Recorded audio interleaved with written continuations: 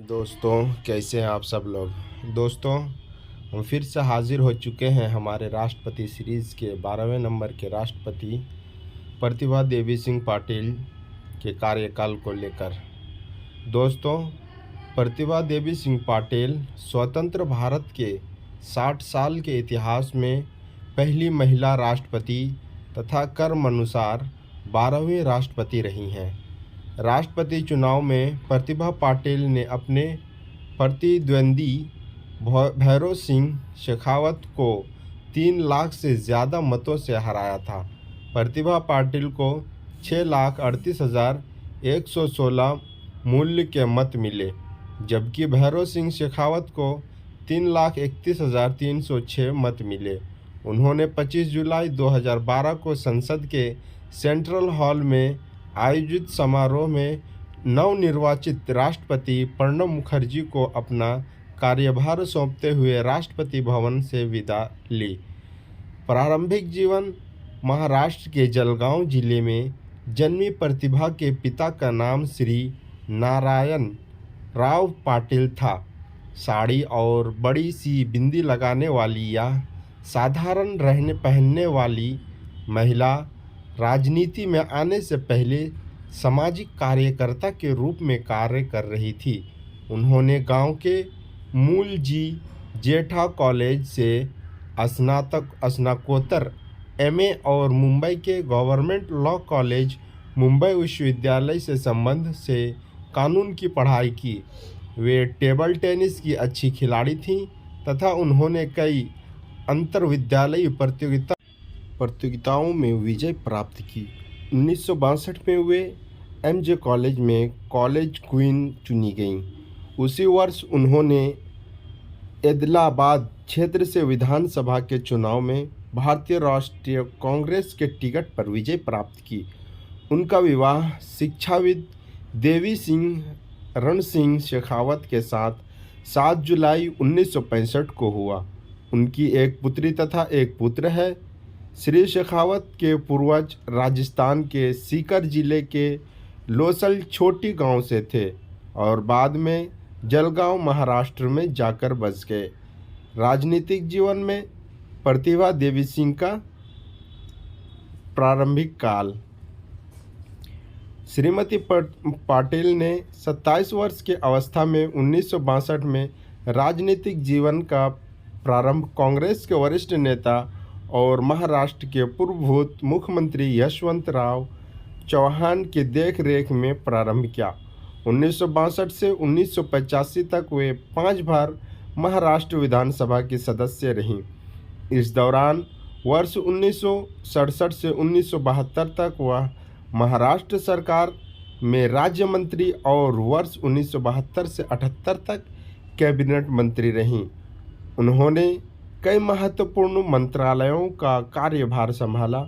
उन्होंने 1967 से 1972 तक सार्वजनिक स्वास्थ्य, निषेध, पर्यटन, आवास और संसदीय कार्य महाराष्ट्र सरकार में उप मंत्री पद पर कार्य किया। वे 1972 से 1974 तक महाराष्ट्र सरकार के समाज कल्याण विभाग, 1974 से 1975 तक सार्वजनिक स्वास्थ्य और समाज कल्याण विभाग, 1975 से 1976 तक पुनर्वास और सांस्कृतिक कार्य विभाग और 1977 से 1978 तक शिक्षा विभाग में कैबिनेट मंत्री के पद पर आसीन रहीं।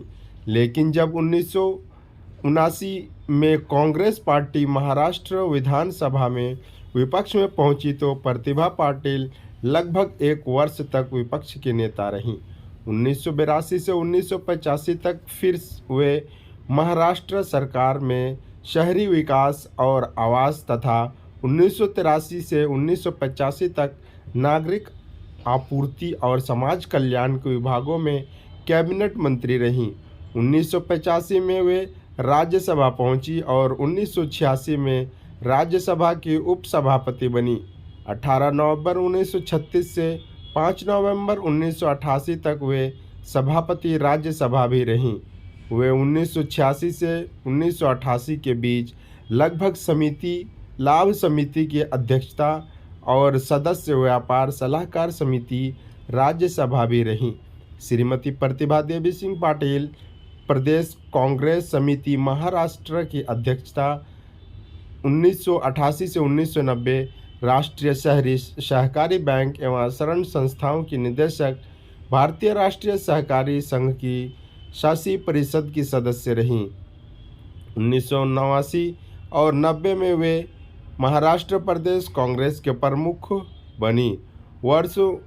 उन्हें वर्ष 1991 में 10वीं लोकसभा सांसद के निचले सदन के लिए निर्वाचित किया गया और उन्होंने 1991 में अध्यक्ष सदन समिति लोकसभा के रूप में कार्य किया।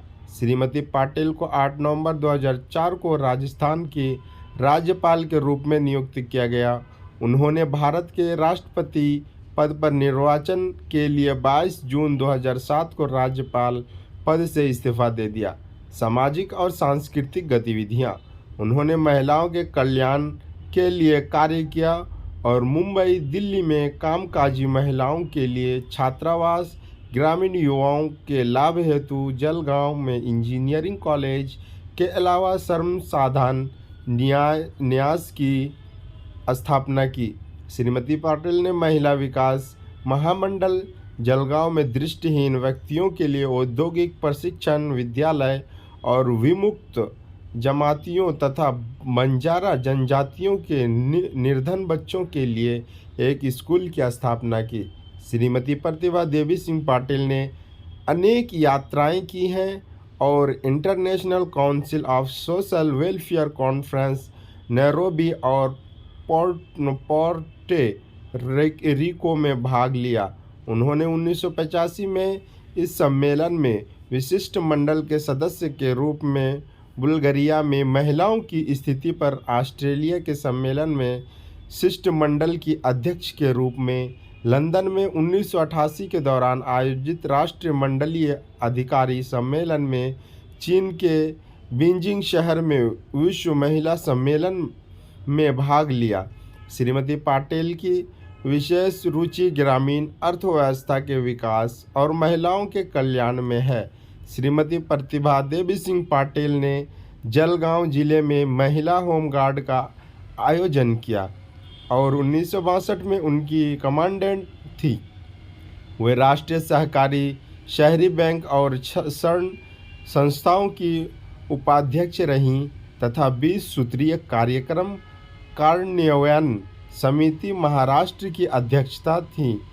श्रीमती प्रतिभा देवी सिंह पाटिल ने अमरावती में दृष्टिहीन के लिए एक औद्योगिक प्रशिक्षण विद्यालय, निर्धन और ज़रूरत महिलाओं के लिए सिलाई कक्षाओं, पिछड़े वर्गों और अन्य पिछड़े वर्गों के बच्चों के लिए नर्सरी स्कूल खोलकर उल्लेखनीय योगदान दिया तथा किसान विज्ञान केंद्र अमरावती में किसानों को फसल उगाने की नई एवं वैज्ञानिक तकनीकें सिखाने गतिविधि और कंप्यूटर की कक्षाएं आयोजित की। प्रमुख विवादों में श्रीमती प्रतिभा पाटिल के साथ सबसे पहला विवाद तब जुड़ा जब उन्होंने राजस्थान की एक सभा में कहा कि राजस्थान की महिलाओं को मुगलों से बचाने के लिए पर्दा प्रथा आरंभ हुई। इतिहासकारों ने कहा है कि राष्ट्रपति पद के लिए दावेदार प्रतिभा का इतिहास ज्ञान शून्य है, जबकि मुस्लिम लीग जैसे दलों ने भी इस बयान का विरोध किया। समाजवादी पार्टी ने कहा कि प्रतिभा पाटिल मुस्लिम विरोधी विचारधारा रखती हैं। प्रतिभा दूसरे विवादों में तब घिरी जब उन्होंने एक धार्मिक संगठन की सभा में अपने गुरु की आत्मा के साथ कथित संवाद की बात कही। प्रतिभा के पति देवी सिंह शेखावत पर स्कूली शिक्षक के आत्महत्या करने के लिए मजबूर करने का आरोप है। उन पर हत्यारोपी अपने भाई को बचाने के लिए अपनी राजनीतिक पहुंच का पूरा इस्तेमाल करने का भी आरोप है। उन पर चीनी मिल कर्ज में घोटाले, इंजीनियरिंग कॉलेज फंड में घपले और उनके परिवार पर भूखंड हड़पने के संगीन आरोप हैं। दोस्तों, आपको हमारा यह प्रयास कैसा लगा, आप हमें कमेंट करके ज़रूर बताएं और हमारे चैनल को सब्सक्राइब करें ताकि आगे आने वाले वीडियो की नोटिफिकेशन आप तक पहुंच सके। जय हिंद।